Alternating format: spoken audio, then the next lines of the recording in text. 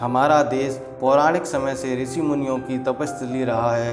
हिंदू धर्म ग्रंथों में कई ऐसे ऋषियों मुनियों का वर्णन मिलता है जिन्होंने अपने तपोबल से मानव जाति के कल्याण के लिए कई तरह के काम किए। तो वहीं कई ऐसे भी ऋषि हुए जिनकी शक्ति से देवराज इंद्र को भी डर सताने लगता था कि कहीं उनसे देवराज की पदवी कोई छीन ना ले।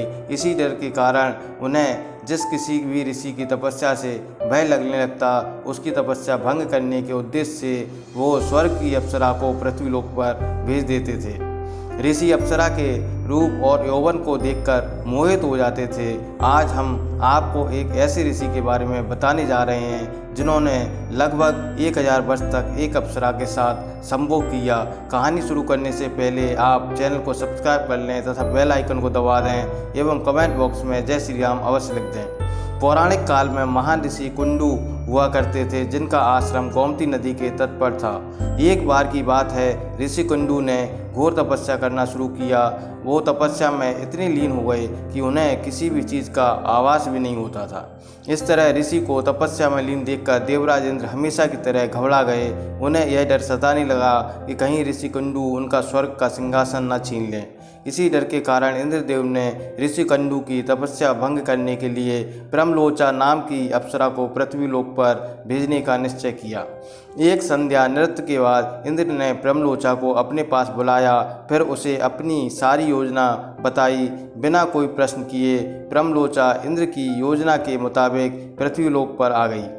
पृथ्वीलोक पर प्रमलोचा सीधे वहां पहुंची जहां ऋषि कुंडू तपस्या में लीन थे। फिर प्रमलोचा ने अपनी अदाओं से ऋषि कुंडू का ध्यान तोड़ दिया।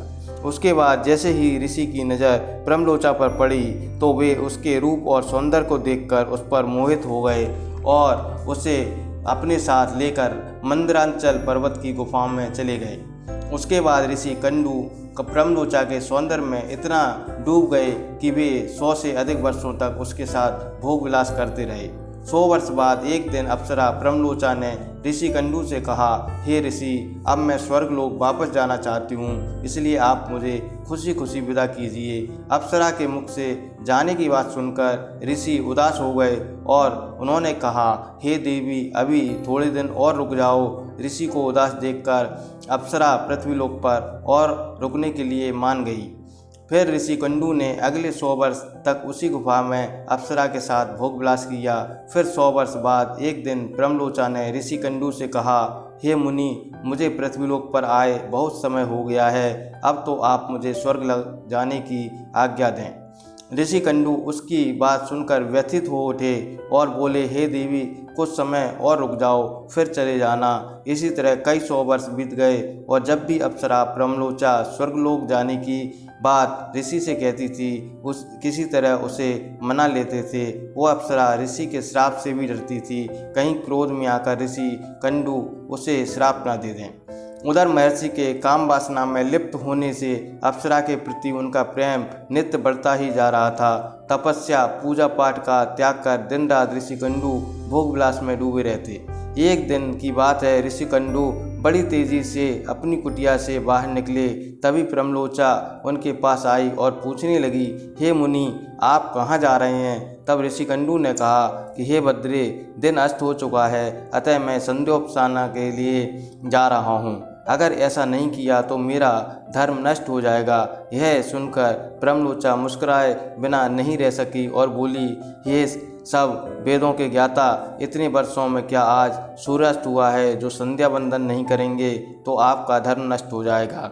मैं तो आपसे जब से मिली हूँ तब से आपने कभी संध्या वंदन नहीं किया।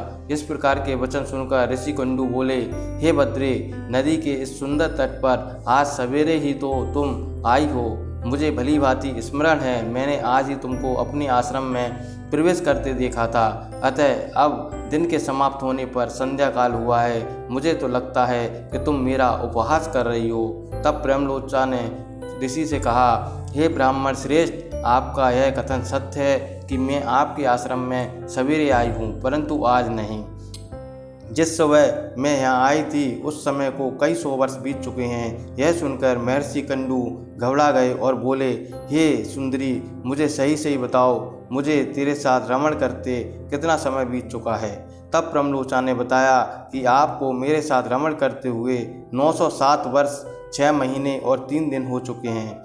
यह सुनकर ऋषि कुंडू हैरान हो गए और बोले, हे प्रिय, क्या तुम सत्य कह रही हो या फिर मेरे साथ कोई मजाक कर रही हो? मुझे तो ऐसा प्रतीत होता है कि मैं तुम्हारे साथ एक दिन ही रहा हूँ। तब प्रमलोचा बोली, हे ब्राह्मण, मैं आपसे झूठ कैसे बोल सकती हूँ, वो भी उस समय जब आप अपने धर्म मार्ग का अनुसरण करने के लिए तत्पर होकर मुझसे पूछ रहे हैं। मैं यहाँ किसी के कहने से आई थी। ऋषि, आप क्रोधित ना हों, मैं आपको सारी घटना सत्य बताती हूँ। परंतु हे ऋषि, मेरा इसमें कोई दोष नहीं है, इसलिए मुझे क्षमा कर दीजिए। तब ऋषि कुंडू ने कहा कि जल्दी बताओ, तुम्हें यहाँ किसने भेजा था? तब प्रमलोचा ने कहा कि आपकी तपस्या से देवराज इंद्र को डर सताने लगा था, कहीं उनका सिंहासन न छिन जाए, इसलिए उन्होंने मुझे आपकी तपस्या भंग करने के लिए भेजा था। प्रमलोचा के मुख से ऐसे वचन सुनकर ऋषि कुंडू व्याकुल हो उठे और बोले, धिक्कार है मुझ पर, मेरा धर्म नष्ट हो गया। एक स्त्री ने मेरी बुद्धि को भ्रष्ट कर दिया। इस स्त्री के संग से मेरा समस्त जीवन का तप नष्ट हो गया। इसलिए हे पापिन स्त्री, अब तू जहाँ चाहे जा सकती है, क्योंकि तुझे इंद्र ने जिस काम के लिए भेजा था वह कार्य संपन्न हो गया है। तूने मेरा तप नष्ट कर दिया है। महर्षि को इस तरह क्रोधित होता देख प्रमलोचा भय से कांपने लगी, जिस वजह से उसका पूरा शरीर पसीने से भीग गया। उस समय ऋषि ने जो गर्भ प्रमलोचा में स्थापित किया था वह भी अप्सरा के रोम छिद्रों से निकलकर पसीने के रूप में उसके शरीर से बाहर आ गया। प्रमलोचा के पसीने से वायु ने उस गर्भ को इकट्ठा किया और वृक्षों ने उसे ग्रहण किया। सूर्य की किरणों से पोषित होकर वह धीरे धीरे बढ़ने लगा। फिर समय पूरा होने पर उस वृक्षाणु से सिरसा नामक एक कन्या उत्पन्न हुई, जो ऋषि कुंडू, सूर्यदेव तथा वायु की पुत्री कहलाई।